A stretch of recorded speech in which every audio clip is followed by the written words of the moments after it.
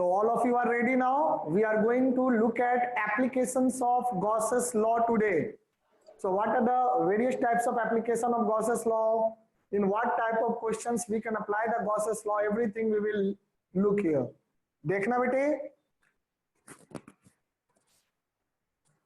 Gauss's law क्या कहता है? What is the statement of the Gauss's law? देखना बच्चों, application of Gauss's law पढ़ रहे हैं हम लोग. And what is the statement of Gauss's law?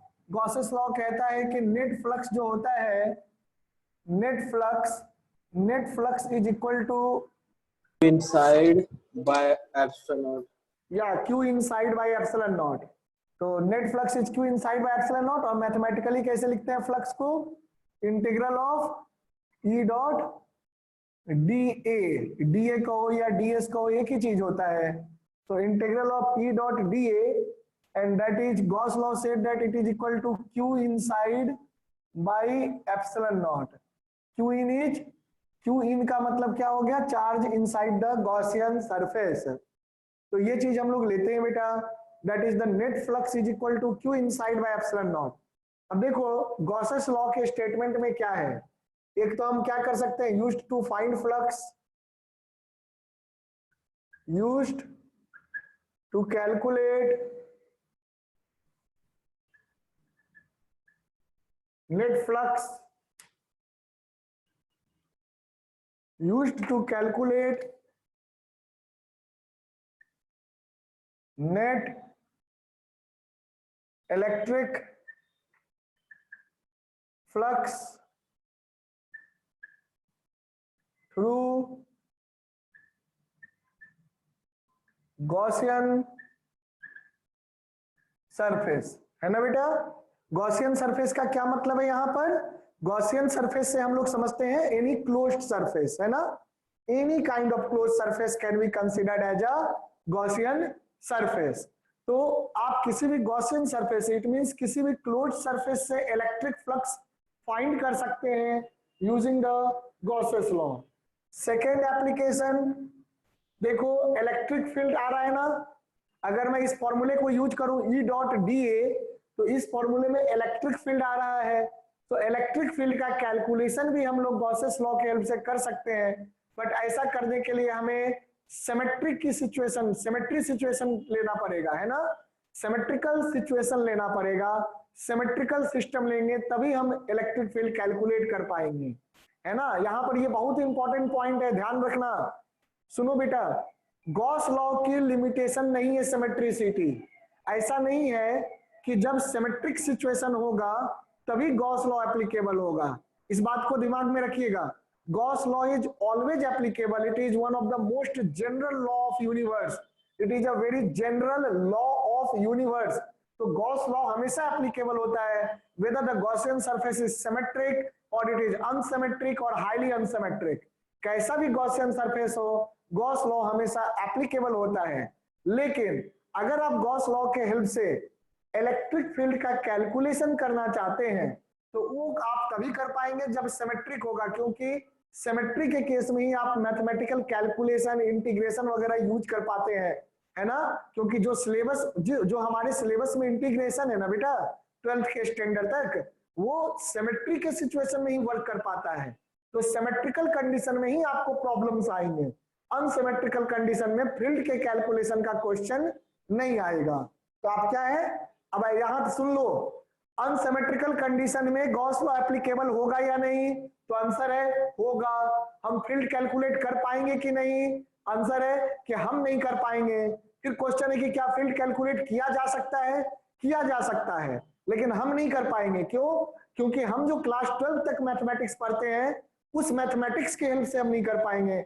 Higher mathematics के हेल्प से आप कर सकते हैं, है ना? तो जब आप हायर क्लासेस में जाएंगे, जब इंजीनियरिंग में जाएंगे, इलेक्ट्रिकल इंजीनियरिंग, जैसे मैंने इलेक्ट्रिकल इंजीनियरिंग किया है, तो आप इलेक्ट्रिकल इंजीनियरिंग पढ़ेंगे, वहां पे और मैथमेटिक्स के एडवांस लेवल पढ़ेंगे. तो वहां पर आप क्या देखेंगे, एडवांस मैथमेटिक्स के हेल्प से आप क्या कर सकते हैं कि अनसिमेट्रिकल सिचुएशन में भी कैलकुलेशन कर सकते हैं. But that is not the area of our interest here. So in our syllabus क्या है, इलेक्ट्रिक फील्ड का कैलकुलेशन सिर्फ और सिर्फ सिमेट्रिक सिचुएशन में ही एप्लीकेबल है. तो हम सिमेट्रिक सिचुएशन में ही इलेक्ट्रिक फील्ड का कैलकुलेशन करेंगे using the concept of Gauss's law. तो इस बात को आप दिमाग में बैठा लीजिए। तो क्या हम कहेंगे यहां पर, we can calculate the Gauss electric field बेटा। So for used to calculate, used to calculate electric field, used to calculate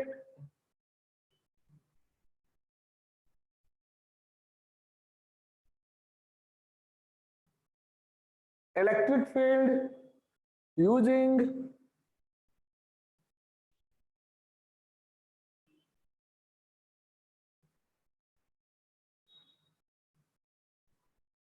Gauss's law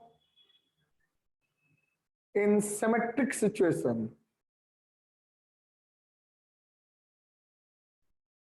Symmetrical conditions, है ना बेटा। तो देखो नेट फ्लक्स निकल सकता है गॉसियन सरफेस से, सिमेट्रिकल सिचुएशन में आप इलेक्ट्रिक फील्ड का कैलकुलेशन कर सकते हैं।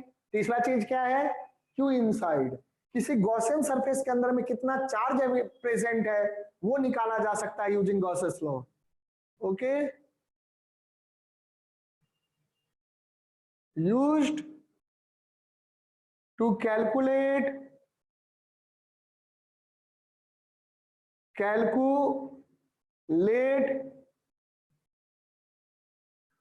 Q inside, that is charge inside the Gaussian surface, charge inside the Gaussian surface. Okay, I think all these 3 points are clear as you are aware of this statement of Gauss's law. Clear है बेटा सभी को? Come on, tell me. Sir. Okay, चलिए इसको note कर लीजिए फिर।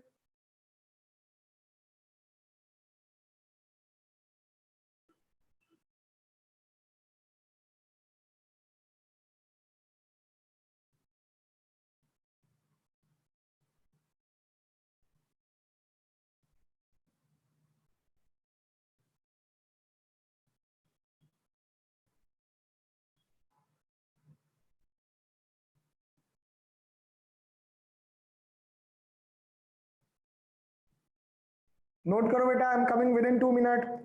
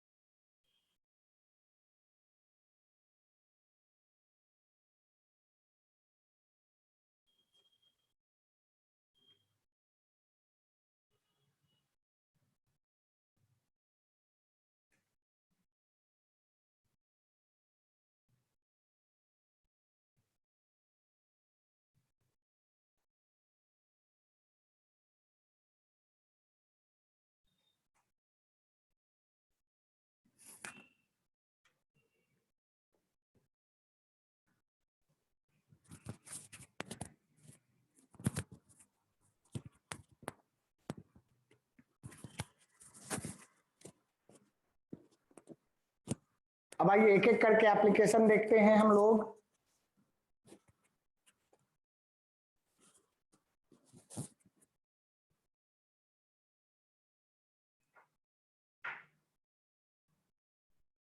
हाँ, देखना बेटे, पहला पॉइंट कहता है use to calculate net electric flux through the Gaussian surface. अब गॉसेस लॉ के हेल्प से आप नेट इलेक्ट्रिक फ्लक्स कैसे निकाल सकते हैं, तो ध्यान से देखिए, अगर आपको गॉसियन सरफेस के अंदर में कितना चार्ज है ये मालूम हो, है ना, अगर आपको ये बात मालूम हो कि गॉसियन सरफेस के इनसाइड कितना चार्ज है, तो क्या करोगे, जो total net charge Gaussian surface के अंदर में है एप्सिलॉन नॉट से उसको डिवाइड कर दीजिए, and then you will get the net electric flux through the Gaussian surface. तो ध्यान से देखिएगा, it's a very interesting application. So you can see here that if you take a Gaussian surface like this, suppose that this is a Gaussian surface, okay, 3D में होगा, so this is a Gaussian surface, Gaussian surface। तो अगर ये Gaussian surface है तो इसके अंदर में मान लो कि यहाँ पर एक चार्ज है, आपको कुछ भी रखा हुआ 10 माइक्रोकूलम, है ना, एक है चार्ज 12 माइक्रोकूलम, ये दो चार्ज हो गए। एक चार्ज यहां है -6 माइक्रोकूलम, एक यहां पर है 20 माइक्रोकूलम, लाइक दिस। तो सभी को दिख रहा है जो चार्जेस मैंने लिया है? Is it visible to everyone what charges I have taken? Yes sir. चलिए ठीक है, तो अब जरा देखिए, मैं फर्स्ट एप्लीकेशन को दिखा रहा हूं। तो क्या आप लोग बता सकते हैं कि ये जो गॉसियन सरफेस है, इस गॉसियन सरफेस से नेट कितना फ्लक्स पास कर रहा होगा? बोलिए, क्या नेट इलेक्ट्रिक फ्लक्स कितना होगा ये आप बता सकते हैं या नहीं बता सकते हैं? सोचकर बताना, बोलो बेटे, क्या इस गॉसियन सरफेस से नेट जितना फ्लक्स पास कर रहा होगा हम वो बता सकते हैं या नहीं बता सकते हैं? सर चार्ज इनसाइड हो जाएगा तो आपको 16 माइक्रोकूलम हो जाएगा। बिल्कुल, 16 माइक्रोकूलम इनसाइड में चार्ज हो गया, तो फ्लक्स कितना हो फिर जाएगा टोटल? फिर बाय आपको एप्सिलॉन नॉट का वैल्यू डालेंगे, बाय एप्सिलॉन नॉट कर देंगे, बस सीधी सी वैल्यू डालना, वो तो कैलकुलेशन में आ गया ना बेटा, है ना। हाँ मैं ये नहीं पूछ रहा हूँ कितना है, मेरा सवाल ये कि बता सकते हैं कि नहीं बता सकते हैं? हाँ सर बता सकते हैं। बिल्कुल बता सकते हैं ना। अब कितना होगा, तो अंदर का जो चार्ज होगा वो निकाल लेंगे क्यू इन, और उसको एप्सिलॉन नॉट से डिवाइड कर देंगे, जो भी वैल्यू होती है एप्सिलॉन नॉट की, है ना बेटे। तो ये काम करेंगे। तो यहाँ पे अगर आपको फ्लक्स चाहिए तो आप देखेंगे कि since Q inside the Gaussian surface, जो net charge inside the Gaussian surface है वो क्या होगा, तो 12 + 10 दैट इज 22, और -6, माइनस वाले को माइनस साइन के साथ ही लोगे तो -6, तो this is 16, 22 - 6 that is 16 microcoulomb, 22 - 6, so you will be getting 16 microcoulomb is the Q in, therefore net flux क्या हो जाएगा, नेट, नेट फ्लक्स जो पास कर रहा है through Gaussian surface, that will B by Gauss's law q in divided by epsilon naught, so that will be 16 microcoulomb divided by 16 microcoulomb divided by epsilon naught। is it clear? समझ रहे हैं? epsilon naught की value रख दोगे 8.85 into 10 to the power -12, micro की value 10 power -6, you can get the value of the flux also, okay, numerical value. तो total flux कितना हो गया, 16 microcoulomb divided by epsilon naught. So you can do the calculation 16 into 10 to the power -6 and divided by epsilon naught, 8.85 into 10 to the power -12, 8.85 into 10 to the power -12, है ना। और unit क्या हो जाएगा total flux का, flux का unit हो जाएगा न्यूटन मीटर स्क्वायर पर coulomb. This is the unit of the flux. So how much you will get finally? 16 divided by 8.85. I think it will be coming something 1.9 के आसपास, जो भी आ जाएगा 9 आ जाएगा या 8 आ जाएगा, 7 बचेगा ना, 8 के आसपास आ जाएगा, है ना अप्रोक्सीमेटली। एग्जैक्ट आप देख लीजिएगा, into 10 to the power -6 newton metre square पर कूलम। समझ में आ रहा है कैसे करोगे? Yes sir. है ना। तो यहाँ कोई फर्क नहीं पड़ता है कि गॉसियन सरफेस इरेगुलर शेप का है या रेगुलर शेप का है, सिमेट्रिक है या अनसिमेट्रिक है, हर केस में हम गॉसेस लॉ को अप्लाई कर सकते हैं। So I think this concept is clear to you all. So please note down this example. You just note down this example. Okay? इस एग्जाम्पल को नोट कर लो बेटे, फिर आगे हम लोग देखते हैं।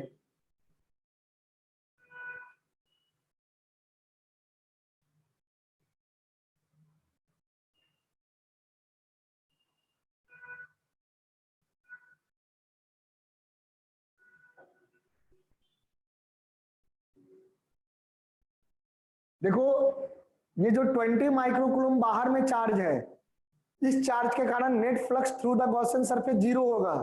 लेकिन एक बात आपको दिमाग में ध्यान से बैठा लेना है बेटा कि जिस फ्लक्स हम निकालते किसका है, फ्लक्स हम कैलकुलेट करते हैं यहाँ पर इलेक्ट्रिक फील्ड का।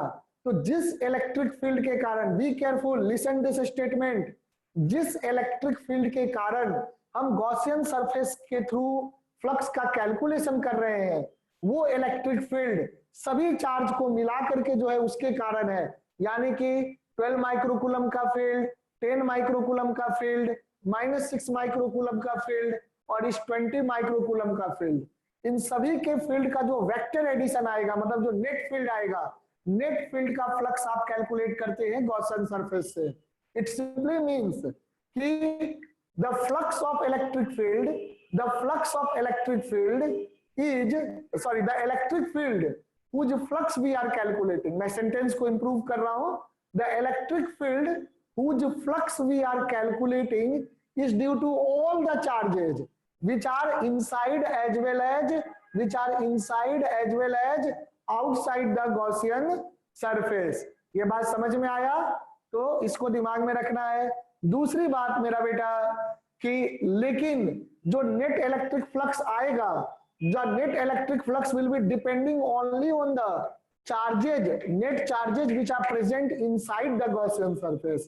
So this is the beauty of the Gauss's law and this is how we use the Gauss's law. तो ये दोनों important point आपको दिमाग में रखना है। We have already discussed some important points related to Gauss's law in the last lecture. Okay, if any of you have missed that lecture, I will obviously share that lecture as well on the YouTube. Okay बेटा, and I will share the link as well. So अभी फिलहाल आप इसको करिए, complete कर लीजिए। ये हो गया complete? Is this example complete? No sir. हाँ, किसी का बचा तो नहीं है? मैं आगे बढ़ रहा हूं अब। I am going to rub this now. Sir एक मिनट सर।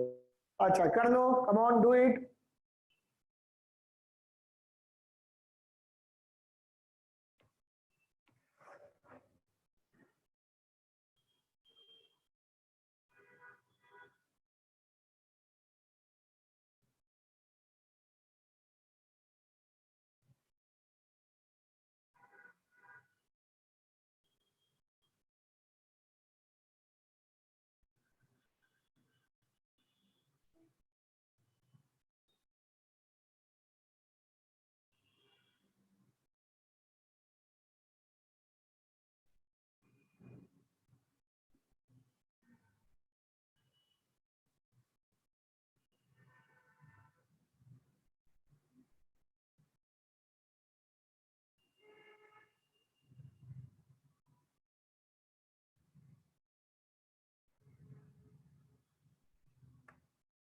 तो डन नाउ?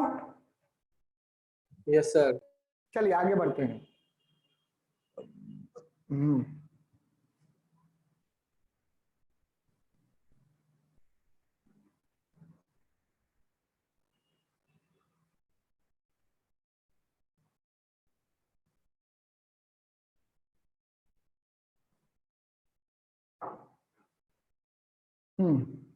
अब देखो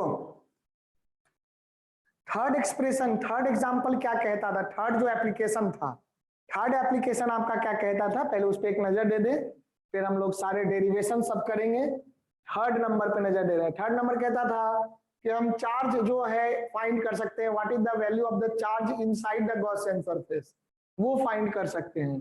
तो आप जानते हैं कि एक्सप्रेशन क्या है, what is the expression, expression is phi net, the net electric flux is equal to q inside by epsilon naught. So if net electric flux is known,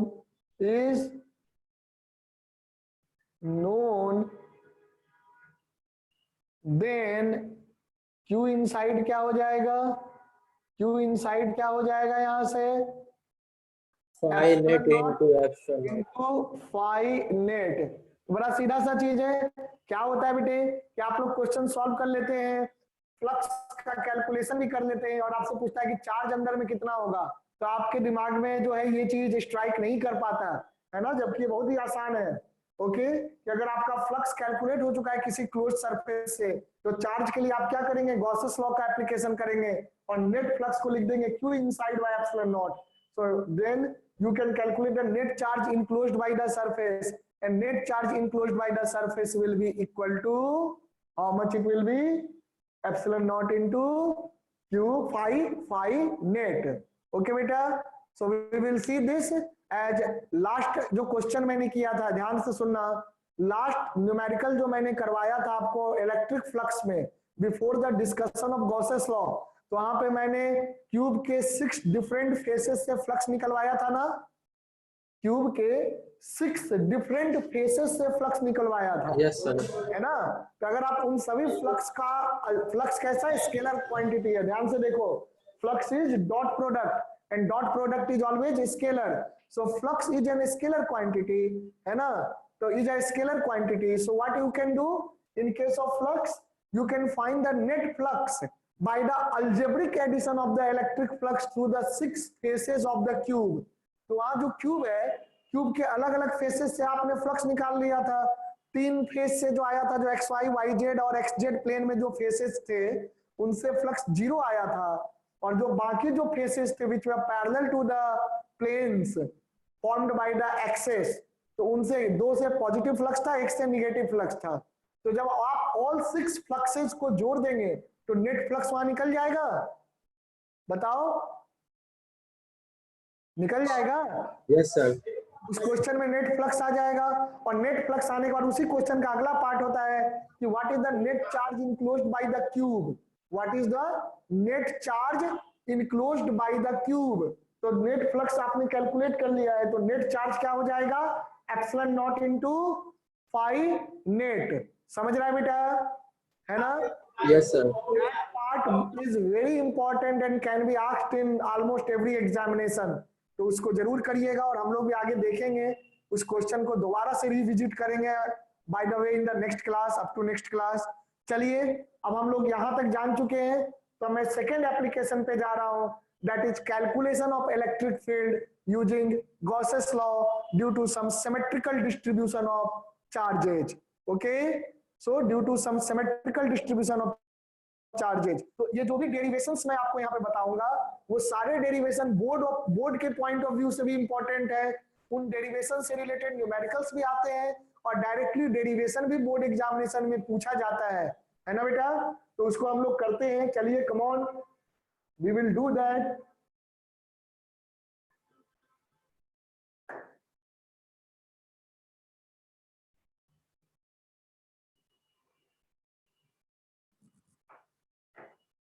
देखिएगा,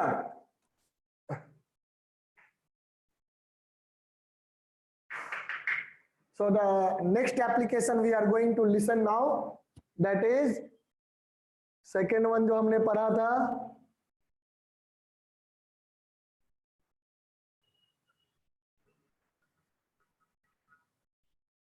calculation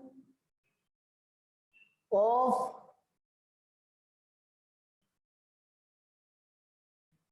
electric field due to calculation of electric field due to some symmetric distribution of charges. Calculation of electric field due to some symmetric distribution of charges, वो देखेंगे.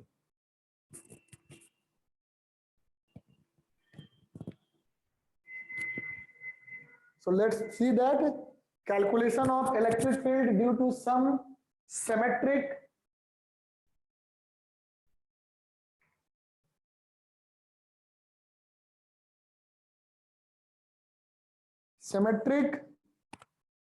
charge distribution. Calculation of electric field due to some symmetric charge distribution. So we will see that. अब देखो एक एक करके हम लोग अलग अलग तरीके के सिमेट्रिक चार्ज डिस्ट्रीब्यूशन के कारण इलेक्ट्रिक फील्ड का कैलकुलेशन सीखेंगे using the concept of Gauss's law. तो देखना मेरा बेटा, सबसे पहले हम लोग देख रहे हैं due to electric field due to electric field intensity. Electric field intensity पूरा नाम है due to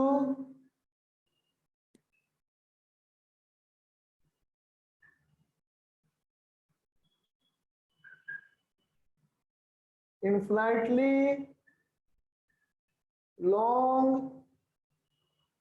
line of charge. Okay, electric field intensity due to infinitely long line of charge. So we are going to look at electric field intensity due to infinitely long line of charge. Okay, अब आप लोगों में कितने बच्चे इसको कर सकते हैं जिन्होंने गॉस लॉ खुद से पढ़ रखा हो? Is there someone? बोलो बेटा, आप में से कोई इसको खुद से कर सकता है? Come on tell me, yes और नो? No sir. कोई बात नहीं, अभी तक गॉस लॉ आपने नहीं पढ़ा है. चलो अब मैं पढ़ाता हूं. यहां तक जो मैंने समझाया वो क्लियर है? Yes sir. हाँ, सभी को क्लियर है ना? किसी को कोई डाउट हो तो जरूर पूछ लेना. Okay, don't hesitate to ask the question. Question पूछने में किसी भी तरह का हेजिटेशन और शर्म नहीं करना है बेटे. It is your right to ask the question. Okay, तो please never hesitate to ask the question. कोई भी क्वेश्चन अगर पूछना है तो विदाउट हेजिटेशन मुझसे आप पूछ सकते हैं. Okay, and I will be pleased to give you answer. Okay, तो देखो यहां पर electric field intensity due to infinitely long line of charge. Infinitely long का मतलब समझते हैं ना बेटा? बहुत ही बड़ा होगा. Infinitely long, very large line of charge.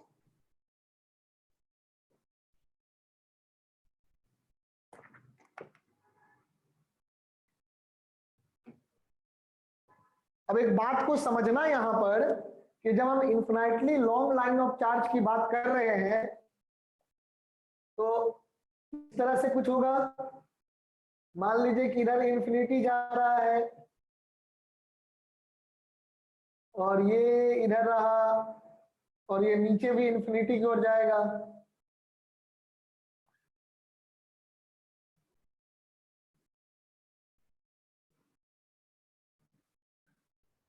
Like this. So plus infinity, ऊपर में इंफिनिटी से लेकर के माइनस इंफिनिटी तक ये एक्सटेंडेड है. तो this is an infinitely long line of charge. अब सामने ध्यान दीजिएगा आप लोग, अगर ये infinitely long line of charge है, मान लो पॉजिटिव ले लिया. पॉजिटिव चार्ज के कारण फील्ड का डायरेक्शन क्या होता है मेरे बच्चों? जल्दी से बताइए. पता है आपको पॉजिटिव चार्ज के कारण इलेक्ट्रिक फील्ड का डायरेक्शन क्या होता है? बोलो, come on, you know that. कोशिश करो, जवाब आ रहा है आपके मन में.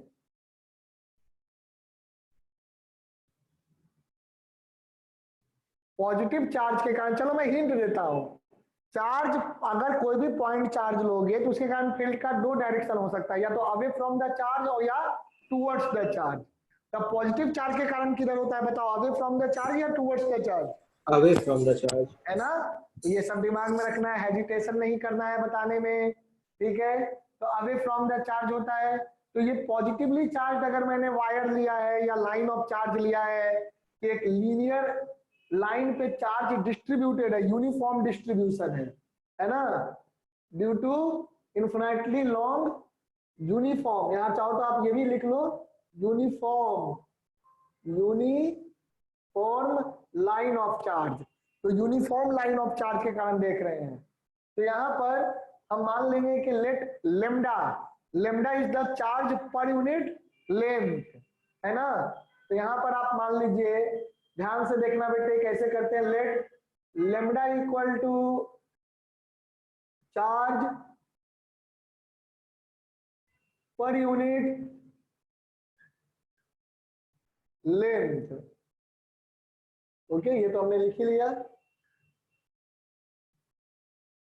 Infinitely long line of charge. So lambda क्या है, lambda is representing the charge per unit length. ध्यान से देखना, एक दो डेरिवेशन तक आपको डिफिकल्टी लगेगी, फिर इजी लगने लगेगा, तो केयरफुल रहिए, अटेंटिव रहिए, है ना। मैथमेटिकली ये बहुत ही आसान है, बस लॉजिकल थिंकिंग थोड़ा हाई लेवल का है इसमें, तो इसको समझना है। ये देखो लाइन चार्ज है ना बेटा, तो लाइन चार्ज के लिए सिमेट्रिकल गॉसियन सरफेस कैसा बना पाएंगे बताइए, किसी लाइन के लिए सिमेट्री कैसा बनेगा, 3 डायमेंशनल सरफेस कैसा बनेगा अगर आप किसी लाइन को सिमेट्रिक रखना चाहते हैं। ओके, देखो नहीं अगर सोच पा रहे हो तो मैं बताता हूं, ये बनेगा सिलेंडर। अगर मैं सिलेंडर ले लूं इस तरह से, देखिएगा, let me use the blue marker for this, like this I am taking एक सिलेंडर में कंसीडर कर रहा हूं, ध्यान देना, सिलेंडर कंसीडर कर रहा हूं, सभी कोई अच्छे से देखिएगा बेटे,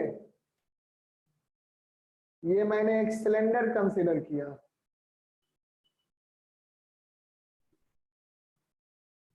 लाइक दिस।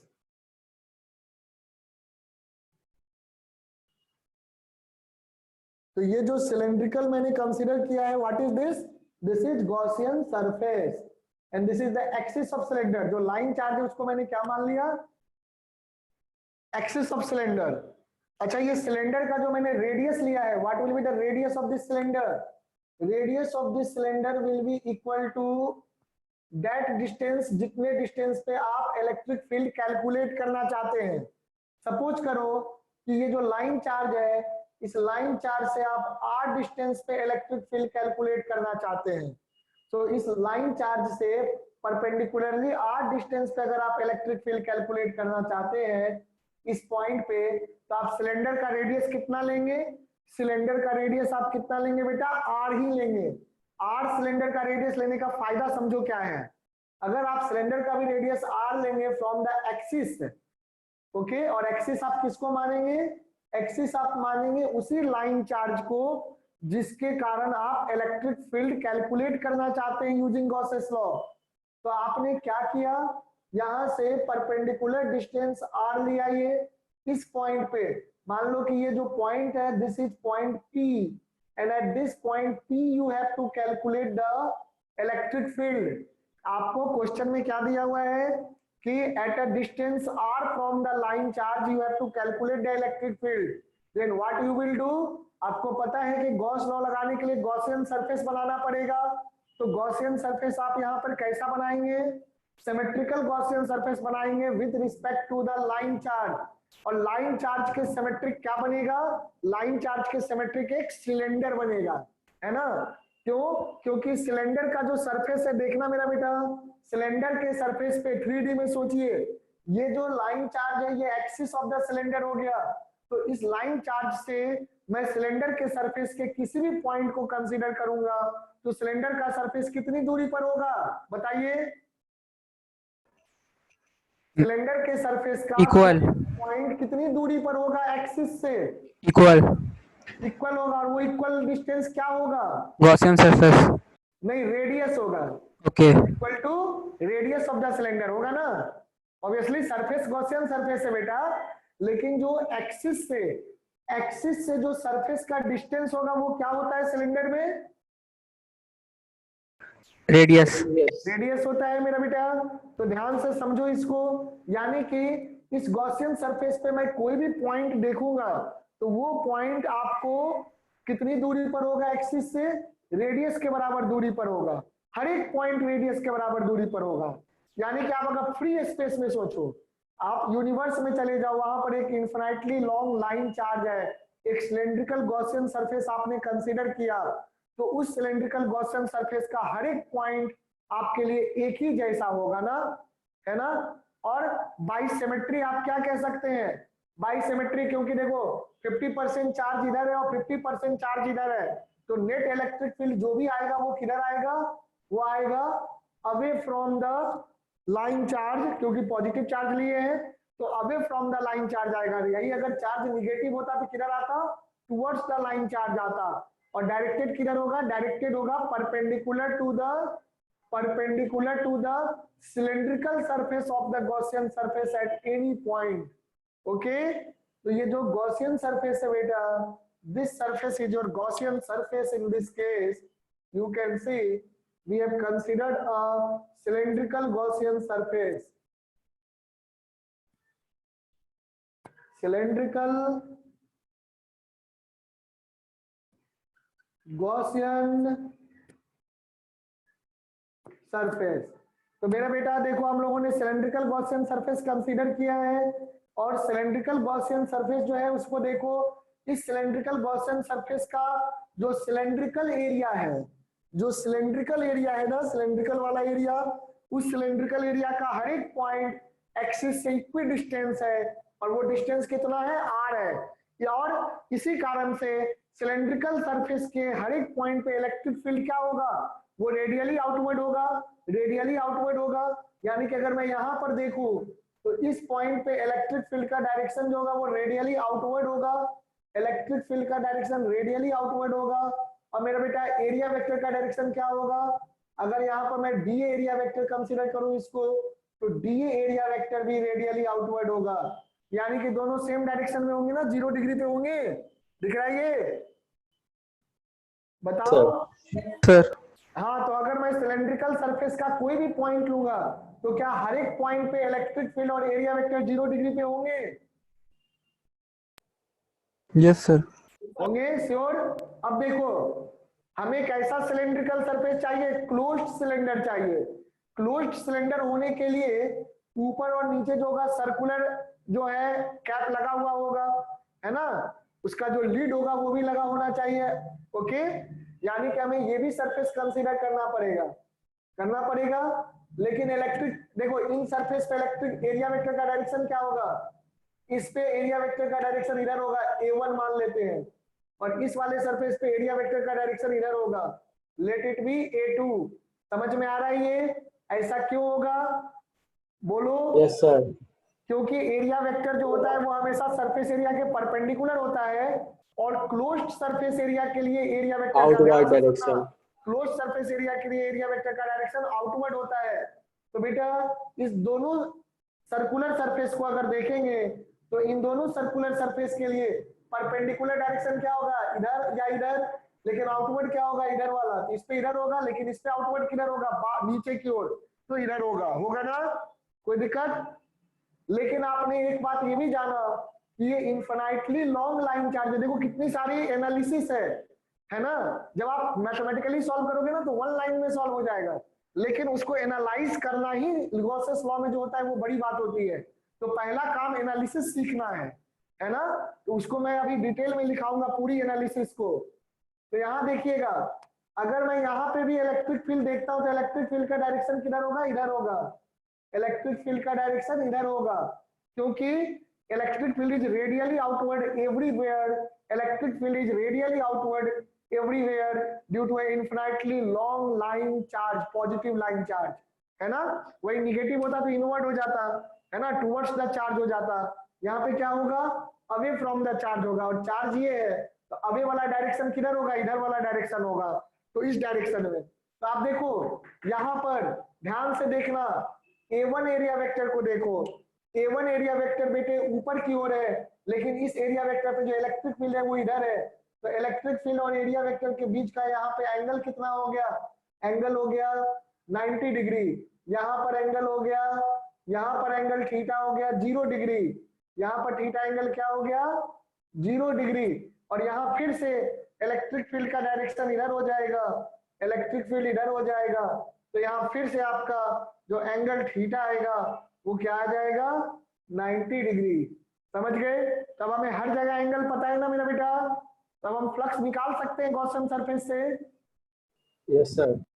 चलिए तो पहले जो है ये डायग्राम बना लीजिए और ये लाइन लिख लीजिए, यहां तक आप लिख लीजिए, उसके बाद फिर मैं आपको बताऊंगा, है ना। अब इसमें बहुत कुछ काम बचा है। एक बार अगर ये वाला समझ गया तो सारा डेरिवेशन एक ही जैसा होता है ना। इसमें अब लगभग 5 डेरिवेशन है, सभी डेरिवेशन बिल्कुल एक जैसे हैं, लॉजिक सब में 100% सेम है। तो एक पे हम लोग ज्यादा टाइम दे देंगे तो सब क्लियर हो जाएगा। चलो पहले इसको नोट कर लो, डायग्राम अच्छे से करना सभी कोई, come on do it properly. समझ में आ रहा है सबको? Anshu is it clear to you बेटा? अंशु आप समझ रही हो बेटा? Yes sir. ओके चलिए, पीछे का लेक्चर आपको रिवाइज किया है या रिवाइज करना? I have some lectures available videos. Sir I will revise. Okay, so I will send them.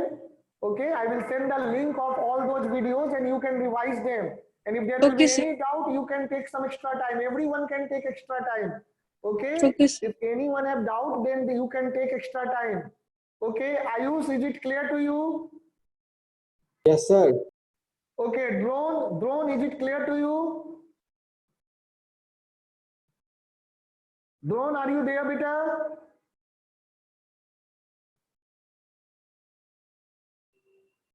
Drone, are you able to listen me?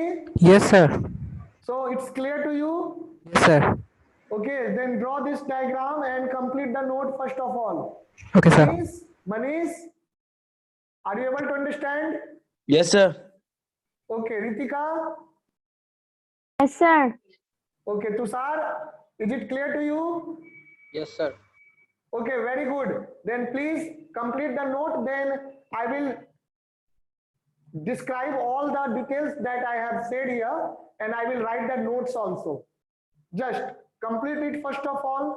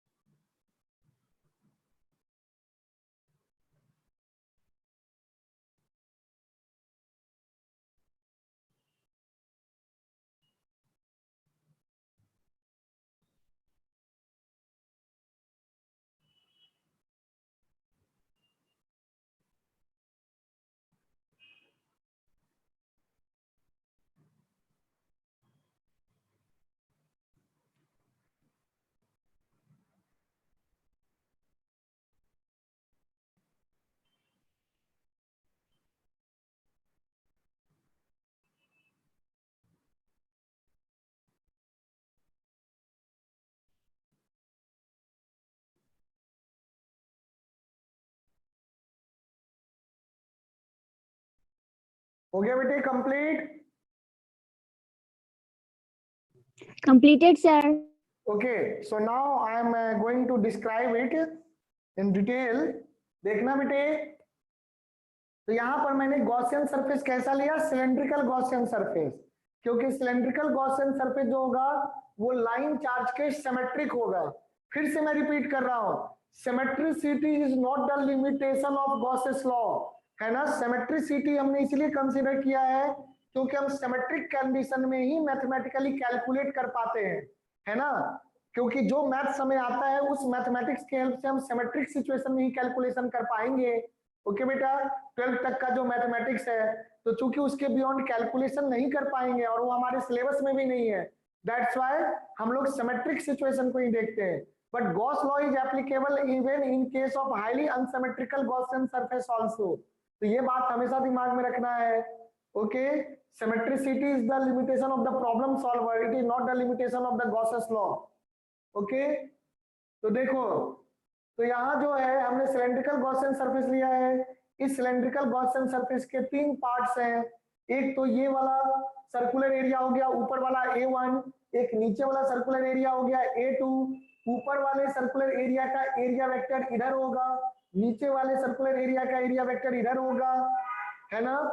और जो सिलेंड्रिकल है, सिलेंड्रिकल वाला देखो उसकी कर्वेचर तो हर जगह बदल रही है ना। तो यहाँ पर इधर होगा, यहाँ इधर होगा, यहाँ पर इधर होगा, अलग अलग डायरेक्शन में एरिया वेक्टर का डायरेक्शन आएगा, हर जगह परपेंडिकुलर का डायरेक्शन अलग होगा। लेकिन जो भी परपेंडिकुलर का डायरेक्शन होगा वो क्या होगा? सिलेंड्रिकल है ना बेटे, तो एक्सिस से रेडियली आउटवर्ड डायरेक्शन में होगा परपेंडिकुलर डायरेक्शन। तो किसी भी डीए एरिया, हमने क्या पढ़ा था, नॉन प्लेनर एरिया के लिए हम डीए एरिया वेक्टर लेते हैं, तो वही काम यहाँ पर भी आप किए हैं। You have considered a very small DA area vector at this point, जहां पे DA area vector का डायरेक्शन रेडियली आउटवर्ड है। अब आपने देखा ड्यू टू सिमेट्री, क्योंकि इधर भी चार्ज इंफिनिटी तक जा रहा है और नीचे भी चार्ज इंफिनिटी तक जा रहा है, इस कारण से इलेक्ट्रिक फील्ड का जो डायरेक्शन होगा that will be also in the radially outward direction from the line charge. तो फील्ड भी रेडियली आउटवर्ड, एरिया वेक्टर भी रेडियली आउटवर्ड। तो यहाँ पर जो एरिया वेक्टर और फील्ड के बीच का एंगल होगा, सिलेंड्रिकल सरफेस के हर एक पॉइंट पे इलेक्ट्रिक फील्ड और एरिया वेक्टर के बीच का एंगल 0 डिग्री होगा। I am repeating, cylindrical surface के हर एक पॉइंट पे इलेक्ट्रिक फील्ड और एरिया वेक्टर का एंगल 0 डिग्री होगा। लेकिन यदि हम इस वाले सरफेस पे देखेंगे, तो क्योंकि इलेक्ट्रिक फील्ड तो आपका रेडियली आउटवर्ड है और एरिया वेक्टर इस डायरेक्शन में है, तो 90 डिग्री है। सिमिलरली यहाँ भी इस सरफेस पे भी इलेक्ट्रिक फील्ड और एरिया वेक्टर के बीच का एंगल हर जगह पर 90 डिग्री होगा। और 90 डिग्री पे डॉट प्रोडक्ट तो 0 होता है ना, फ्लक्स 0 हो जाएगा, है ना। अब हमें ये सारी बातें यहाँ पे नोट करना पड़ेगा, तब हम फ्लक्स के बारे में बात कर सकते हैं। बोर्ड एग्जाम में जब तक आप मेंशन नहीं करेंगे, शॉर्ट में ही सही, लेकिन आपको सारी बातों को लिखना पड़ेगा, तब जाकर आपका डेरिवेशन कंप्लीट होता है बेटा। तो चलिए देखते हैं, पहला लाइन हमें ये जाना, let lambda is the charge per unit length. अच्छा, ये जो गॉसियन सरफेस है इसका हमने लेंथ कितना लिया है, ये हमने कितना बड़ा गॉसियन सरफेस माना है? गॉसियन सरफेस हमने माना है एल लेंथ का। ओके, तो ये मेंशन कर लीजिएगा, एल लेंथ का माना है ना।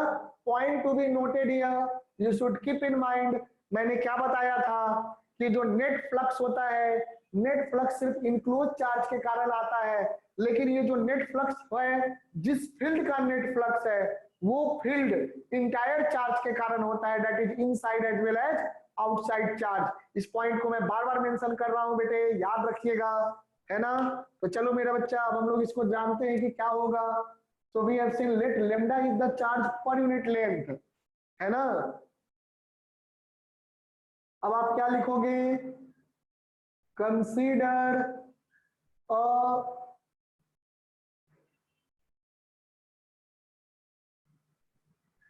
cylindrical, consider a cylindrical Gaussian surface, consider a cylindrical Gaussian surface with line charge at its axis. Consider a cylindrical Gaussian surface with line charge as its axis, and consider a cylindrical Gaussian surface with line charge as its axis and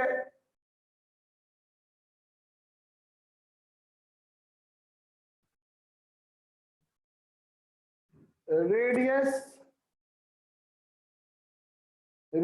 equal to r, where r is distance of point P from line charge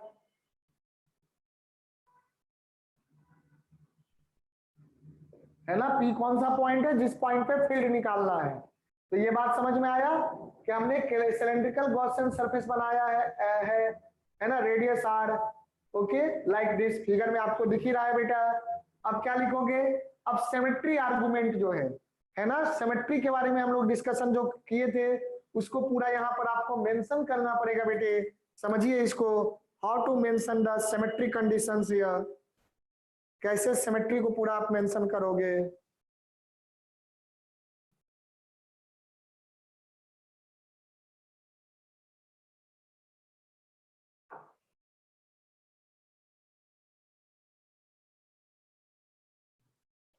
है ना, देखो, due to symmetry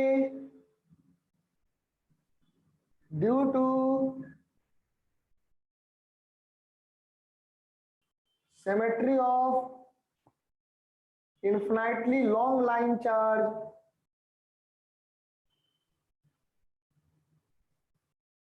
infinitely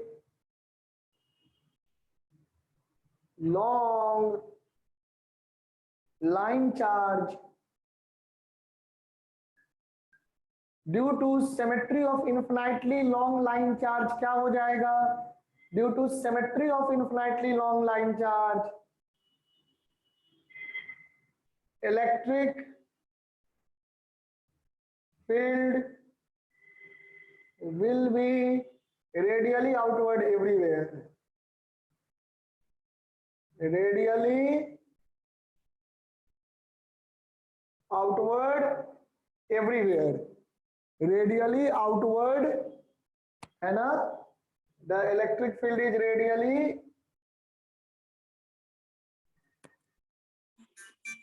outward। just a minute बेटा।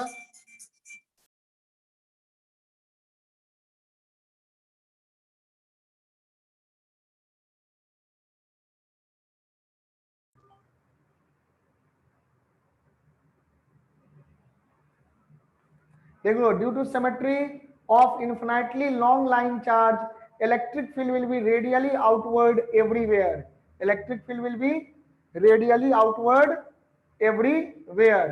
तो electric field क्या हो जाएगा, radially outward हो जाएगा एवरीवेयर, है ना। तो ये चीज आपको दिख रहा है। एरिया वेक्टर क्या होगा, सिलेंड्रिकल सरफेस का एरिया वेक्टर क्या होगा, सिलेंड्रिकल सरफेस का एरिया वेक्टर तो रेडियली आउटवर्ड होगा, और जो ये सर्कुलर सरफेस है उनका एरिया वेक्टर आपका ऊपर और नीचे होगा। तो पहले चलो इसको नोट कर लो बेटे, सभी को इसको नोट कर लो, कम ऑन, है ना। सिमेट्री आर्गुमेंट तक नोट करिए, फिर हम लोग तीनों से फ्लक्स निकालेंगे और नेट फ्लक्स देखेंगे। नेट फ्लक्स को हम लोग कर देंगे Q inside by epsilon not. Just note it down.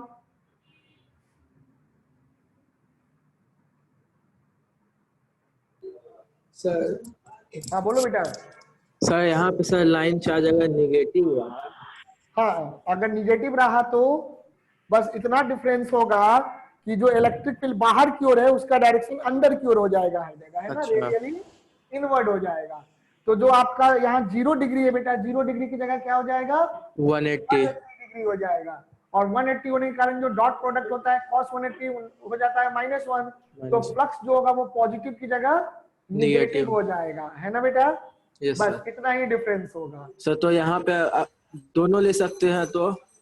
हाँ, अब डेरिवेशन कर रहे हैं तो हम किसी एक को लेके करेंगे ना बेटा डेरिवेशन। अच्छा हाँ। उसके बाद जो फॉर्मूला आएगा उसमें तो बस फॉर्मूला में लेमडा लिखा रहेगा। क्या लिखा रहेगा? लेमडा। लैम्डा। अब लेमडा पॉजिटिव रखेंगे तो पॉजिटिव का फील्ड आएगा और निगेटिव रखेंगे तो निगेटिव का फील्ड आ जाएगा। Yes sir. समझा ना? वो तो यस सर। फॉर्मूला डिराइव करने का फाइनली जो वैल्यू आएगी बेटे उसमें आप वैल्यू रख सकते हैं। Okay, yes sir. चलिए ठीक है। Raghav, are you there? Yes, sir. So you joined a little bit late, so I will send the recording of this lecture. So Okay, sir. listen carefully till the end of the lecture. और जो शुरू से आप पढ़ लीजिएगा और जहां दिक्कत अगर लगे तो मुझसे पूछ सकते हो। Okay, sir. हाँ, you can discuss with me on phone or on video. Okay, sir. So just Okay, and sir. next time please join on exact timing. आपने मुझे 6 बजे बोल रखा था दरअसल। 6 नहीं, 6 बजे तो मैं उसके लिए बोल रखा हूँ जो आपका एक्स्ट्रा क्लास होता है। तो सर आज मंडे के लिए आपने बोला था ना? अब मंडे का मैंने उसके लिए बोला था एक्स्ट्रा क्लास का, लेकिन आज क्या हुआ ना कि मुझे ये 12th वाली क्लास लगानी पड़ी ना। अच्छा। अच्छा, चलो ठीक है। तो अब अगली बार से मैं थोड़ा रिमाइंड, एक्चुअली 12th की क्लास अब कुछ क्लासेज इवनिंग में लगेगी, ठीक है? Okay sir, okay. हाँ, क्योंकि हमारे बाकी बच्चों का स्कूल का भी शुरू हो गया है इसीलिए। Okay sir, no problem. Routine बता दूंगा, थोड़ा केयरफुल रहिएगा रूटीन के लिए। Yes sir. चले, ये नंबर किसका है? Is this number on WhatsApp from which you have called? नहीं सर, ये व्हाट्सएप वाला नहीं है, नॉर्मल है। अच्छा चलो, तो ये नंबर जिसका भी है मैं इस पे भी आपको मैसेज दे दिया करूंगा।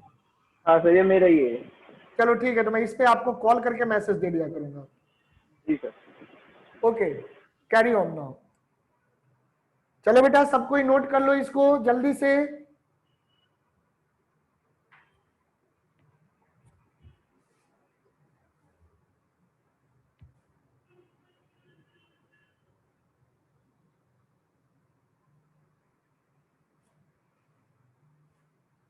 सभी को इसको नोट कर लीजिए। हो गया नोट?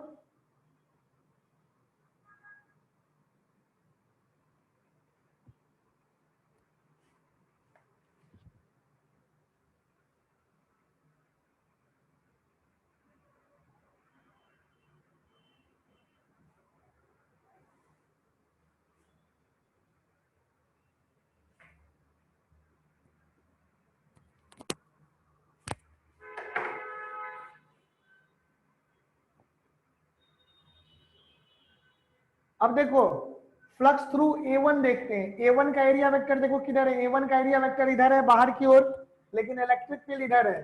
तो फ्लक्स थ्रू A1 क्या हो जाएगा? 0, since flux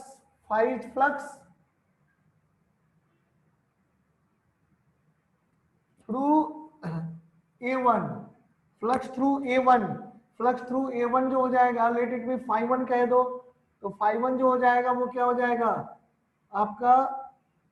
E integration of E dot DA होता है, तो E DA cos 90 डिग्री, क्योंकि देखो यहाँ पे 90 डिग्री बन रहा है ना? डिस्टेंस चेंज होने से अलग अलग जगह पे फील्ड तो वेरिएबल होगा, लेकिन एरिया वेक्टर से हर जगह पर एंगल क्या बनेगा? 90 डिग्री। तो यहाँ पर आप क्या लिखेंगे? cos 90, तो ये पूरा टर्म 0 हो जाएगा ना, और 0 का इंटीग्रेशन भी क्या आएगा? 0 का इंटीग्रेशन 0 आएगा। इंटीग्रेशन का मतलब होता है समेशन, ऐड करना। तो बेटे अगर हम 0 को कितनी बार भी ऐड करेंगे तो क्या आएगा? 0 ही आएगा। अब नेक्स्ट देखो मेरे बच्चे, उसी तरह से flux through A2, flux through A2, इसका नाम दे देते हैं φ2, ठीक है बेटा? तो that will be also E DA cos 90 0 होता है, तो ये पूरा का पूरा टर्म 0 हो गया। तो जब 0 हो जाएगा तो ये भी 0 आ जाएगा। 90 डिग्री पे फ्लक्स 0 होता है। उसके बाद देख लो, and we will see flux through cylindrical area, cylindrical area, तो फ्लक्स थ्रू सिलेंड्रिकल एरिया क्या हो जाएगा, cylindrical area, so that will be integration. ये जो सिलेंड्रिकल एरिया है देखना मेरा बेटा, सिलेंड्रिकल, सिलेंड्रिकल एरिया में देख लो डीए एरिया वेक्टर और इलेक्ट्रिक फील्ड के बीच का एंगल क्या है, 0 डिग्री है ना। यहाँ क्या लिखोगे, ई डीए कॉस थीटा आ जाएगा 0 डिग्री, तो ई डीए कॉस 0, कॉस 0 कितना होता है बेटा, कॉस 0 होता है, कॉस 0 की वैल्यू होती है 1, पता है सभी को, कॉस 0 1 होगा, is it clear. Yes sir. हाँ, तो कॉस 0 1 हो जाएगा, ये नोट कर चुके हैं ना। Yes sir. चलो बेटा ठीक है, तो मैं इसको रब कर रहा हूं थोड़ा। अब देखो, देखना मैथमेटिकल बहुत ही आसान है, मैथमेटिक्स इसका बहुत ही आसान है। ई इलेक्ट्रिक फील्ड, तो ये cos 0, तो इसको हम क्या लिख सकते हैं, integration of E into D A. अब देखना बच्चों, यहां पर सिलेंडर का ये एक्सिस है ना, ये लाइन चार्ज एक्सिस है सिलेंडर का, तो सिलेंड्रिकल सरफेस एरिया को देखोगे तो सिलेंड्रिकल सरफेस एरिया का हर एक पॉइंट इक्वी डिस्टेंस है, क्योंकि इक्वल डिस्टेंस पे तो हर एक पॉइंट पे सरफेस के हर एक पॉइंट पे फील्ड का मैग्नीट्यूड बराबर होगा। Since magnitude of electric field is same everywhere on curved surface of cylinder. ठीक है बेटा, क्यों होगा मैग्नीट्यूड कांस्टेंट, क्योंकि देखो हमने सिलेंड्रिकल एरिया सरफेस एरिया लिया है, तो सिलेंड्रिकल सरफेस एरिया का हर एक पॉइंट एक्सिस से इक्वल डिस्टेंस पर होगा, तो इक्वल डिस्टेंस पे हर जगह फील्ड का मैग्नीट्यूड तो बराबर ही आना चाहिए, तो फील्ड का मैग्नीट्यूड हर जगह बराबर होगा, यानी कि ई जो है कांस्टेंट होगा, किसके लिए, at every point on the cylindrical surface area.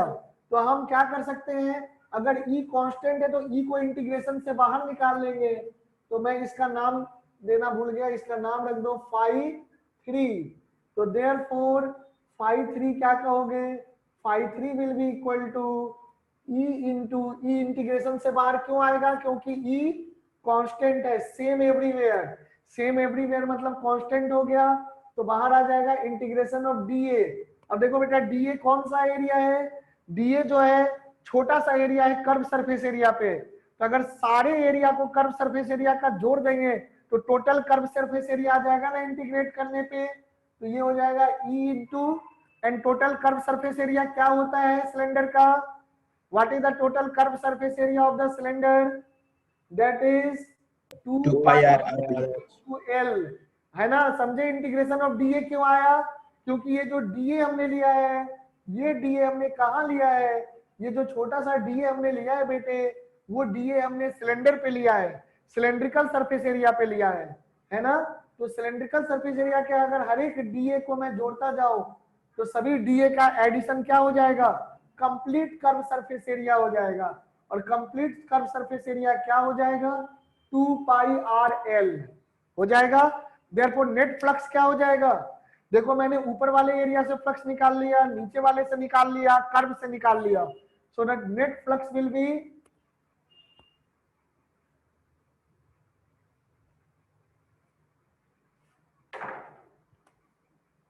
therefore phi net flux through Gaussian surface, लिख दो net flux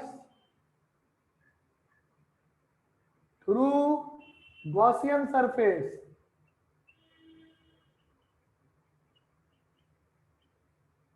net flux through Gaussian surface, that is phi net, phi net कितना हो जाएगा, फाई नेट हो जाएगा, तीनों सरफेस एरिया से flux को जोड़ दीजिए, तो that is phi 1 plus phi 2 plus phi 3। देखो मेरे बच्चों फाई 1 और फाई 2 तो 0 है, तो जो टोटल फ्लक्स आ जाएगा वो यही आ जाएगा, that is E into 2 pi R L. ठीक है, E into 2 pi R L. So this is the total flux. Is it clear? तो अब आपका बाई अब Q इनसाइड क्या हो जाएगा, since charge enclosed, charge enclosed या charge inside the Gaussian surface. तो देखो बेटा, जितना यहां से लेकर यहां तक का जितना लेंथ सिलेंडर का है, देख रहे हो, जितना सिलेंडर का लेंथ है उतना ही तो लाइन चार्ज सिलेंडर के अंदर में है। और चार्ज पर यूनिट लेंथ क्या था, charge per unit length was lambda, charge per unit length was lambda. तो पर यूनिट लेंथ चार्ज लेमडा है, तो एल लेंथ पे कितना चार्ज हो जाएगा, लेमडा इंटू एल होगा। बोलो, होगा? सर एक बार फिर से बताइए। ये बताओ, पर यूनिट लेंथ का मतलब समझते हैं ना, पर यूनिट लेंथ का मतलब हो गया पर मीटर चार्ज कितना है। तो लेमडा क्या है, लेमडा क्या है बेटे, ध्यान से देखना, lambda is charge per unit length, lambda is charge per unit length, है ना। So lambda is charge per unit length है लेमडा, यानी कि पर यूनिट लेंथ पे कितना चार्ज है। तो एल लेंथ पे कितना चार्ज हो जाएगा, लेमडा इंटू एल होगा। Yes sir. होगा ना, ऐसे समझो ना। अगर आप Yes, बाजार sir. से कुछ खरीदने जाते हैं, कपड़ा खरीदने गए, तो मान लीजिए कॉस्ट पर यूनिट लेंथ, पर मीटर का कॉस्ट है आपको 100 रुपए, तो अगर आप एल लेंथ का कपड़ा लेंगे तो कितना कॉस्ट पड़ेगा, 100 इंटू एल पड़ेगा। जैसे Yes, sir. 2 मीटर लेंगे तो क्या पड़ेगा, 100 इंटू 2। 3 मीटर लेंगे तो 100 इंटू 3। तो एल लेंथ लेंगे तो क्या पड़ेगा, 100 इंटू एल। तो वही चीज है ना, कि अगर पर यूनिट लेंथ चार्ज है लेमडा, तो एल लेंथ पे कितना चार्ज हो जाएगा, एल लेंथ पे चार्ज हो जाएगा lambda into L.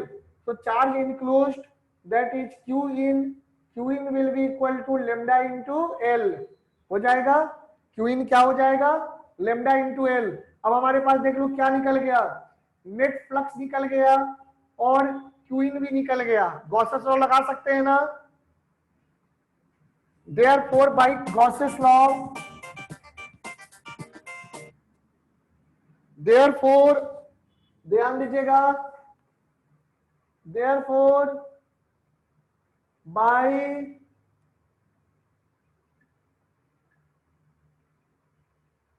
Gauss's law क्या हो जाएगा, phi net is q in divided by epsilon naught, phi net will be q in by epsilon naught, है ना। phi net क्या हो जाएगा, q in by epsilon naught। this implies phi net क्या था, phi net है e into 2 pi rl, so this will be e into 2 pi rl, e into 2 pi rl, that will be q in कितना हो गया बेटा, lambda into L divided by epsilon not. ध्यान दीजिएगा, ये हो गया। तो देखना मेरा बेटा, एल कैंसिल हो जाएगा क्योंकि लेफ्ट हैंड साइड और राइट हैंड साइड दोनों तरफ एल आ रहा है, तो ये L will be getting cancel. तो यहां से हम ई निकाल लेंगे। What will be the final value of E, I am writing this, so everyone look it.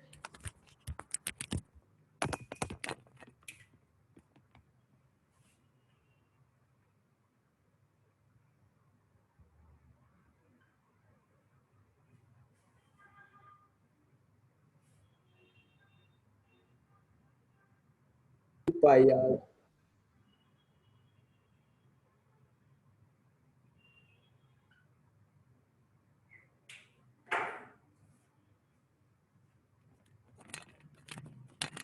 So you got this one. So how much will be E?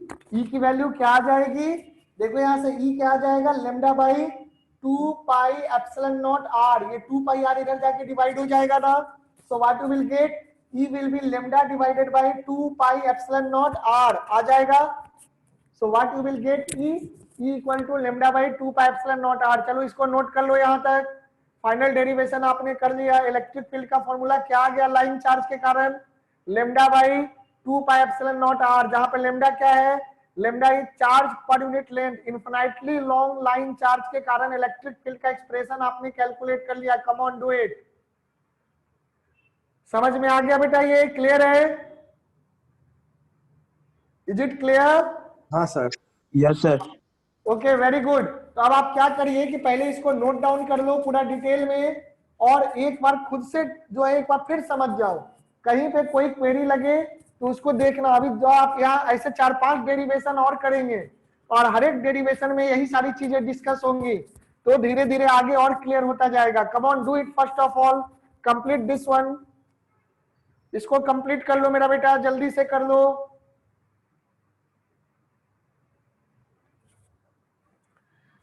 अब आप एक derivation अगर समझ गए तो आगे के डेरिवेशन में टाइम इतना ज्यादा नहीं लगेगा। चलो जल्दी जल्दी करो।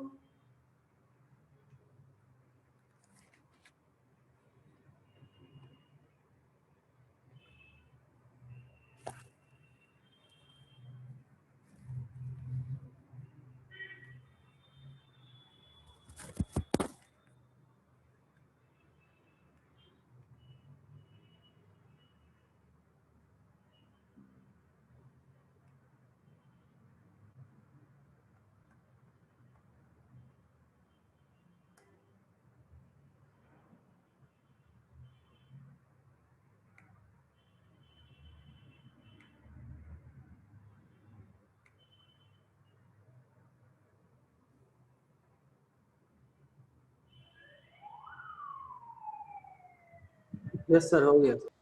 Okay, very good. So we will move ahead now. सभी कोई कर दो इसको। Please complete this note.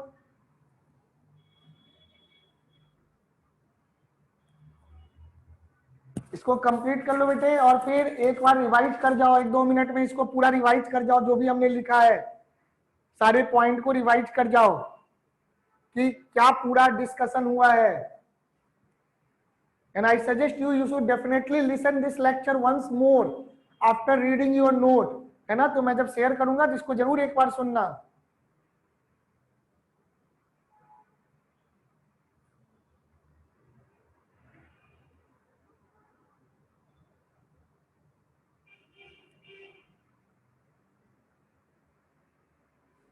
So I'm going to rub this now.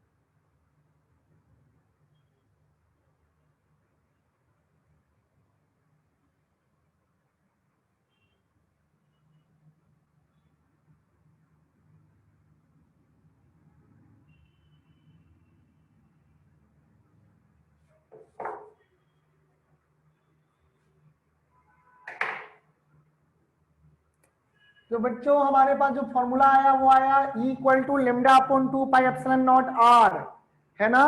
अगर आप वेक्टर फॉर्म में लिखेंगे तो कैसे लिखेंगे इसको मैं फिर से दिखा दे रहा हूं। ये मान लीजिए कि इन्फिनाइटली लॉन्ग लाइन चार्ज है ना? ये इन्फिनाइटली लॉन्ग लाइन चार्ज है। इधर इन्फिनिटी गया बेटे, और इधर गया ये गया अब माइनस इन्फिनिटी। और ये मान लो अगर पॉजिटिव चार्ज है मेरा बेटा, इस पे अगर पॉजिटिव चार्ज है बच्चे, देखिएगा आप लोग, लाइन के ऊपर अगर पॉजिटिव चार्ज है पूरे पे, तो इसके कारण यहां से आपको किसी r डिस्टेंस पे, परपेंडिकुलर डिस्टेंस r पे जो इलेक्ट्रिक फील्ड होगा वो कैसे होगा? बिल्कुल बाहर की ओर डायरेक्टेड होगा। बाहर की ओर मतलब अगर मैं इसको क्या कहूं, इस r को अगर मैं r वेक्टर कह देता हूं, ध्यान से देखना, क्या कह दूं इसको? r vector. तो अगर मैं इसको r वेक्टर कह दूं तो क्या हो जाएगा? इस p पॉइंट पे जो इलेक्ट्रिक फील्ड जो है, ये ब्लैक वाला जो लाइन आपको दिख रहा है, this is representing the electric field. So electric field will be equal to how much? Electric field will be equal to lambda upon 2 pi epsilon naught R, lambda upon 2 pi epsilon naught R into R cap. R cap क्या represent कर रहा है? Are cap represent कर रहा है कि direction जो होगा वो किधर होगा, डायरेक्शन जो होगा वो आर के डायरेक्शन में होगा। आर का डायरेक्शन देख लो किधर है, अगर इसको आर वेक्टर लिख रहे हो तो आर वेक्टर का डायरेक्शन इधर हो गया ना, ओके, ये डायरेक्शन हो गया। और इलेक्ट्रिक फील्ड भी इधर है पॉजिटिव चार्ज के कारण, आर कैप आ गया इसीलिए, है ना। मैग्नीट्यूड क्या हो जाएगा इसका, मैग्नीट्यूड देखेंगे तो आर कैप तो यूनिट वेक्टर है, तो सीधे मैग्नीट्यूड आ जाएगा mod of lambda divided by 2 pi epsilon naught R. अगर लेमडा पॉजिटिव है तब तो मॉड ऑफ लेमडा लेमडा होगा, लेकिन अगर लेमडा निगेटिव है तो मॉड लेंगे तो वो फिर आपको निकालना पड़ेगा, है ना। जैसे -3 माइक्रोकूलम है तो +3 माइक्रोकूलम हो जाएगा पर मीटर, जो भी है ना बेटे। तो वो ध्यान रखना है कि अब यहाँ फॉर्मूला यही होगा, अगर ये लेमडा निगेटिव होता है, ध्यान से देखो, इफ लेमडा इज निगेटिव तो लेमडा में माइनस साइन आ जाएगा। लेमडा खुद ही, जैसे मान लो लेमडा हो गया आपको -3 माइक्रोकूलम पर मीटर, है ना, charge per unit length -3 microcoulomb पर मीटर। तो बेटे जब लेमडा रखेंगे तो खुद ही माइनस साइन यहाँ आ जाएगा। अब माइनस साइन जैसे ही आएगा तो डायरेक्शन ऑफ फील्ड क्या होगा, आर कैप के अपोजिट। तो आर कैप किधर है, बाहर की ओर, तो फील्ड किधर हो जाएगा, टुवर्ड्स द लाइन चार्ज। ये बात समझ में आ रहा है, बोलो। Yes sir. Yes, sir. है ना। तो पॉजिटिव चार्ज के कारण तो बाहर होगा डायरेक्शन, लेकिन निगेटिव चार्ज के कारण जो बेटा डायरेक्शन है वो हो जाएगा टुवर्ड्स द पॉइंट चार्ज। तो ये बात ध्यान रखेंगे। तो ये हमारे पास वेक्टर फॉर्म में लिखना चाहो तो ऐसे लिखो, और मैग्नीट्यूड की बात करो तो ऐसे लिख दो, है ना, ओके, ध्यान रखेंगे। तो दिस इज द फॉर्मूला। अच्छा, इस फॉर्मूले को थोड़ा हम और सिंप्लीफाई करें, मैं ऐसे लिख सकता हूं 2 टाइम्स मॉड लेमडा, यहाँ 2 मल्टीप्लाई किया तो नीचे भी 2 मल्टीप्लाई करोगे तो नीचे क्या आ जाएगा, 4 पाई एप्सिलॉन नॉट आर। अच्छा, 1/4 पाई, देखो 1/4 पाई एप्सिलॉन नॉट आर क्या होता है, के होता है ना। तो इस फॉर्मूले को ऐसे भी लिख सकते हो 2k mod lambda by are, है ना। बुक्स वगैरह में आपको ऐसे लिखा हुआ दिखेगा 2k लेमडा बाई आर। तो मैंने मॉड क्यों लगाया, क्योंकि अगर निगेटिव चार्ज होगा तो फिर मैग्नीट्यूड में मॉड लगा के ही आएगा। पॉजिटिव में तो चलो मॉड लगाएं या ना लगाएं बात बराबर है, लेकिन निगेटिव चार्ज के लिए मॉड नहीं लगाएंगे तो फिर गड़बड़ हो जाएगा ना। लेमडा निगेटिव नहीं रख सकते, magnitude is always positive, the magnitude of a vector is always positive. तो बुक्स में जनरली ऐसे लिख देता है, पॉजिटिव चार्ज को लेकर के लिख देता है ना। तो आप ऐसे चाहें तो लिख सकते हैं एग्जाम में, कोई इशू नहीं है, नंबर नहीं कटेगा। लेकिन अगर ऐसे लिखोगे तो बहुत अच्छी बात है, समझ रहा है, ओके। तो पॉजिटिव निगेटिव चार्ज का खासा ध्यान रखिएगा बेटे, that is very important point that should be taken care of. चलिए, तो ये हमने डिस्कस कर दिया electric field due to infinitely long line of charge के कारण, है ना। तो अब इस पे जैसे क्वेश्चन वगैरह एनसीईआरटी में बिल्कुल डायरेक्ट क्वेश्चंस है मेरे बच्चे।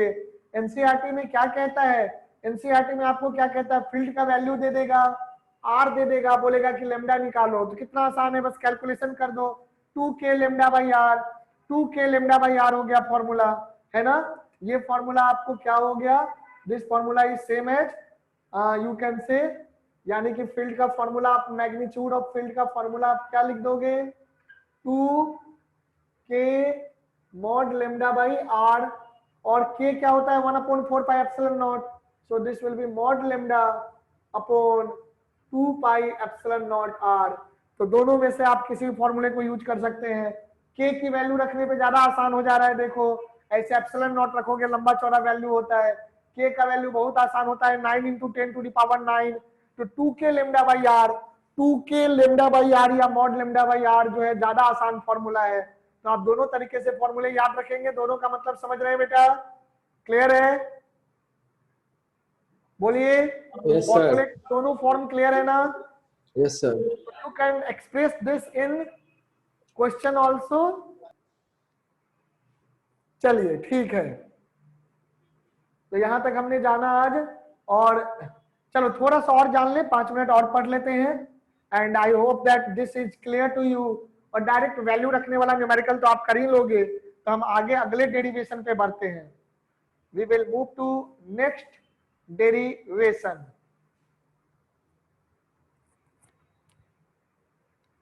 इसको रब कर दे बेटा, should I Yes, rub sir. This? Yes, sir. चलिए ठीक है।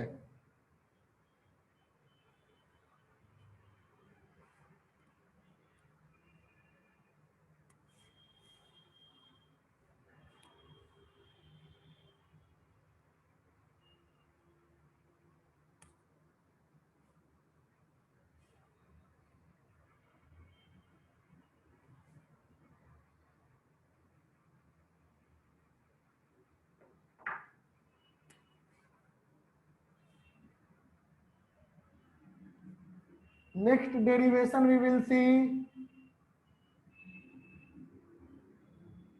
electric field due to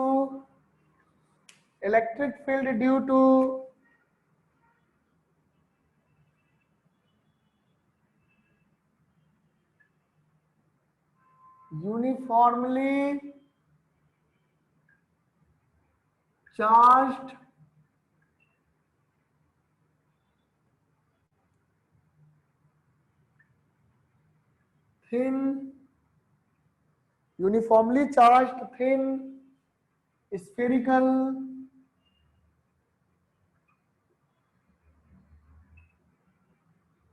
cell. Okay, electric field intensity due to uniformly charged thin spherical cell. तो स्फेरिकल सेल के कारण हम लोग अब देखेंगे कि स्फेरिकल सेल के कारण इलेक्ट्रिक फील्ड इंटेंसिटी का फॉर्मूला क्या होता है। ओके, कैसे डिराइव करेंगे using the Gauss's law, that we will see, है ना। तो देखो स्फेरिकल सेल मतलब एक स्फीयर हो गया ना, सेल है, सेल का मतलब क्या है कि चार्ज जो होगा उसके बस सरफेस पे होगा, बस एक थिन लेयर ऑफ चार्ज होगा सरफेस के ऊपर, अंदर में कोई चार्ज नहीं होगा, है ना। जैसे कि मान लीजिए कि बैलून है, एक बिल्कुल स्फेरिकल बैलून को कंसीडर करो, तो बैलून के अगर सरफेस पे मैं चार्ज को स्प्रेड कर दूं यूनिफॉर्मली, तो अंदर में तो कोई चार्ज नहीं है ना बेटा, ना बैलून के सरफेस के बाहर चार्ज है। तो अगर बैलून के सिर्फ सरफेस के ऊपर चार्ज रखा हुआ है तो आप कहेंगे कि spherical balloon will be behaving as a uniformly charged thin spherical shell. और वैसे ही चार्ज डिस्ट्रीब्यूशन के कारण अब हम इलेक्ट्रिक फील्ड इंटेंसिटी का कैलकुलेशन करने जा रहे हैं using the concept of Gauss's law. तो देखो मेरे बच्चे, यहां पर जो है अगर हम स्फीयर की बात करें तो स्फीयर, ध्यान से देखिएगा, मैं एक स्फीयर अभी साइड में बना रहा हूं आपको समझाने के लिए। ये मान लो एक स्फीयर मैंने बना दिया, देखना मेरा बेटा, सभी कोई ध्यान दो। ये मैंने स्फीयर बना दिया है बच्चे, ये जो मैंने स्फीयर बना दिया है, तो स्फीयर जो है, स्फीयर पूरे यूनिवर्स को दो पार्ट में बांट देता है। कोई अगर आप स्फीयर लेंगे या कोई भी क्लोज्ड सरफेस, कैसा भी क्लोज सरफेस लो, पूरे यूनिवर्स को दो पार्ट में बांट सकता है कि नहीं बांट सकता है? एक अंदर वाला, दूसरा बाहर वाला, क्लोज्ड है ना। जैसे क्लोज्ड रूम हो गया, तो एक क्लोज्ड रूम इंटायर यूनिवर्स को दो पार्ट में बांट देता है। एक तो यूनिवर्स का वो पार्ट जो रूम के अंदर है, और दूसरा वो पार्ट जो रूम के बाहर है, होता है ना बेटा, समझ रहे हो इस बात को? Yes sir. ओके बेटे, तो यहां देखिए, अगर मैं एक जैसे एक बैलून ले लूं, स्फेरिकल बैलून ले लूं, बिल्कुल एकदम स्फेरिकल शेप का बैलून, तो जो बैलून है वो इंटायर यूनिवर्स को दो पार्ट में बांट दे रहा है। एक वो पार्ट जो कि बैलून के अंदर है, और दूसरा वो पार्ट जो बैलून के बाहर है। यानी कि हमें फील्ड भी अगर निकालना होगा due to thin spherical shell, तो हमें दो जगहों पे कैलकुलेशन करना होगा। एक वो सारे पॉइंट्स जो कि स्फीयर के अंदर में है, that is inside the sphere, और वो बाकी वो सारे पॉइंट जो कि स्फीयर के सरफेस पे है या बाहर है, that is on the surface और आउटसाइड द स्फीयर। ठीक है बेटे, तो मैं यहाँ पे थोड़ी सी बातें और आपको समझाऊंगा। देखिएगा, मान लीजिए कि जो स्फीयर मैंने लिया है बेटा, वो स्फीयर आर रेडियस का है। कितने रेडियस का sphere? The sphere that we have considered is of radius R. ठीक है बेटे, जो स्फीयर हमने कंसीडर किया है ये स्फीयर r रेडियस का है बेटा, और हमें इनसाइड पॉइंट लेना है। इनसाइड मतलब स्फीयर के अंदर का पॉइंट। तो अगर मैं कोई p पॉइंट लेता हूं या p1 पॉइंट लेता हूं such that p1 point is inside the sphere, तो ध्यान से देखिएगा, अगर ये p1 पॉइंट इन स्फीयर, ये O is the origin of sphere, तो p1 point inside the sphere है। स्मॉल r क्या रिप्रेजेंट कर रहा है यहाँ? Small r is Radius. No, capital R is radius. ध्यान से सुनना, distance from centre, distance from centre, ठीक है बेटा। डिस्टेंस फ्रॉम सेंटर, किसी भी पॉइंट का डिस्टेंस सेंटर से कितना है वो। रेडियस स्फीयर का कितना है मेरा बेटा? स्फीयर का रेडियस है कैपिटल R, और इस सेंटर से जो किसी पॉइंट का डिस्टेंस है वो है स्मॉल r। तो देखो अगर कोई पॉइंट, मेरी बात को ध्यान से सुनिए, अगर कोई पॉइंट स्फीयर के अंदर में है तो उसका डिस्टेंस फ्रॉम सेंटर क्या होगा? रेडियस से छोटा होगा। बोलो, कोई पॉइंट अगर स्फीयर के अंदर में है तो सेंटर से उस पॉइंट का डिस्टेंस क्या होगा? रेडियस से ज्यादा होगा या रेडियस से कम होगा? कम होगा। कम होगा, तभी ना, समझ रहे हैं? मतलब आप ये सोचो कि आप, ये स्फीयर है, आप इस स्फीयर के सेंटर पे पहुंच जाओ, सेंटर पे, और इस स्फीयर का सेंटर रेडियस मान लेते हैं कि 5 किलोमीटर है। तो मान लीजिए कि मैं कह रहा हूं कि मैं इस स्फीयर के अंदर में हूं, आप यहां पर है, you are here, you are here. तो अगर मैं कह रहा हूं कि मैं इस स्फीयर के अंदर में हूं, तो बताओ आपसे मेरी दूरी 5 किलोमीटर से ज्यादा होगी या कम होगी? बोलिए, आपसे मेरी दूरी कम होगी ना? Yes sir. क्योंकि मैं कह रहा हूं कि मैं स्फीयर के अंदर में हूं। तो अगर मैं स्फीयर के अंदर में हूं, मैं इस पॉइंट पे हूं, तो ऑब्वियसली मेरी दूरी 5 किलोमीटर से कम होगी। मैं यहां हूं तो मेरी दूरी 5 किलोमीटर से कम होगी आपसे। लेकिन अगर मैं बाहर हूं तो मेरी दूरी आपसे क्या होगी? 5 किलोमीटर से ज्यादा होगी, यानी कि रेडियस से ज्यादा होगी। तो देखो बच्चों, यहाँ पे जो कैपिटल आर है, capital R is representing the radius of the sphere, है ना? तो capital R is radius of sphere, radius of sphere. And what is small R? Small R is distance from centre, उस point का distance जिस पे हमें field निकालना है। तो इनसाइड पॉइंट के लिए क्या हो जाएगा? केस वन में बेटे इनसाइड पॉइंट का हम लेंगे, inside the sphere, inside the sphere. तो इनसाइड द स्फीयर के लिए small R that is distance from centre क्या होगा? लेस देन रेडियस हो जाएगा। क्या हो जाएगा? r will be less then radius. और केस 2 क्या होगा? केस 2 हम लेंगे बेटा आउटसाइड और on the surface of sphere, outside और on the surface of sphere. तो सरफेस पे अगर होगा, देखो अगर मैं कहूं कि मैं बिल्कुल स्फीयर के सरफेस पे हूं तो मेरी दूरी आपसे बिल्कुल 5 किलोमीटर हो जाएगी, रेडियस के बराबर। यानी कि कोई पॉइंट अगर सरफेस पे होगा तो उसका सेंटर से जो दूरी होगा वो रेडियस के बराबर होगा, यानी कि small R will be equal to R. और अगर कोई पॉइंट बाहर होगा तो उसका जो दूरी होगा सेंटर से वो आपका रेडियस से ज्यादा होगा, ग्रेटर देन आर। यानी कि आउटसाइड के लिए क्या हो गया? आउटसाइड के लिए स्मॉल आर की वैल्यू क्या होगी? Greater than radius. और ऑन द सरफेस के लिए क्या होगी? Equal to radius. तो दो केस क्या बन गए? पहला केस बन गया inside the sphere that is small R. Small R क्या रिप्रेजेंट कर रहा है? ध्यान से देखो, स्मॉल आर रिप्रेजेंट कर रहा है डिस्टेंस फ्रॉम सेंटर। तो इनसाइड द स्फीयर के लिए small R that is distance from centre will be less than R. But outside या सरफेस के लिए जो डिस्टेंस फ्रॉम सेंटर का जो पॉइंट होगा दैट उसका जो डिस्टेंस होगा that will be greater than equal to radius. ये दोनों बात क्लियर है? ये दोनों बात क्लियर है बच्चों? Yes sir. चलिए ठीक है, तो आज मैं डिस्कशन को यहीं पे रोकता हूं। अगली क्लास में जो है मैं फील्ड का डेरिवेशन करूंगा, तो आप इसको नोट कर लीजिए and you can try this derivation as your homework, है ना? गॉसियन सरफेस क्या लेंगे? स्फीयर है ना? स्फीयर के सिमेट्रिक क्या आएगा? स्फीयर के सिमेट्रिक कंसेंट्रिक स्फीयर ही आएगा। So I suggest you that whichever book of electrostatic is available with you, you can try to do the derivation of electric field due to uniformly charged spherical cell by yourself. In next class हम इसके derivation को देखेंगे, फिर uniformly charge solid sphere के derivation को देखेंगे, और फिर thin sheet, non conducting as well as conducting sheet के कारण फील्ड का डेरिवेशन देखेंगे. All this derivations we will be doing in the next class. Okay, तो आज के क्लास को अच्छे से रिवाइज कर लेना, तो आप नेक्स्ट क्लास में बहुत ही फास्टली सारे डेरिवेशन कर पाएंगे, है ना. सो मैं यहाँ पे रोकता हूँ बेटे क्लास को, and in next week we will continue this topic, and within next 2 class this first chapter will be over. Okay, तो अच्छे से जितना है आप पूरा रिवाइज करो. Once this chapter will be over I will give you to solve the entire NCERT problem first of all. उसके बाद जैसे मैंने मैथ्स में आपको वेक्टर में प्रॉब्लम दिया था ना, उसी तरह से मैं फिजिक्स में भी आपको प्रॉब्लम सेंड करूंगा, प्रॉब्लम का बुक सेंड करूंगा, जहां से आप ढेरों प्रॉब्लम कर सकते हैं. ओके बेटे, तो अब हम लोग इस लेक्चर को यहीं पे एंड करते हैं. Good bye, Thank you, sir. Good जी बाय, सर. Good night.